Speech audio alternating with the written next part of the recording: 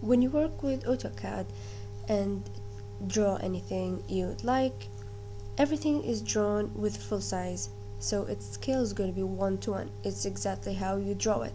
For example, you want to draw a rectangle 3 by 2, it's gonna interpret that exactly how it is.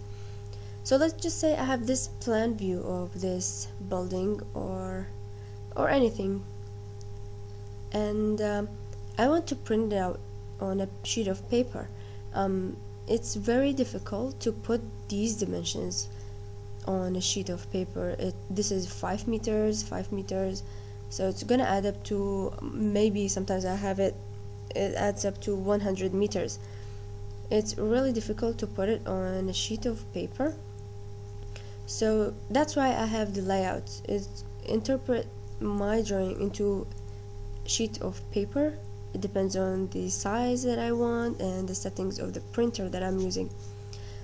But first of all, let's just hover over in here by my scrolling wheel and look at this window, and just hit escape, and let's just look at this dimension.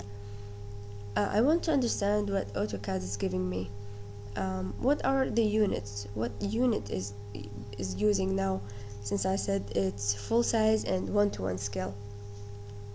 It's obviously not 1220 kilometers, because it's just a window. Come on, we have to use the common sense. It's probably 1 meter and 22 centimeters. So this drawing I have is by millimeters, obviously. And how do I check that? If I type units and click enter on my keyboard, it gives me this drawing units. I have many types of length. Mostly it's using decimal, and the precision it should be on 2. And obviously this is a millimeter drawing, so we're not gonna touch that. I'm just showing you. Let's just go to the layout tab. It looks like a sheet of paper. Well, it is a sheet of paper.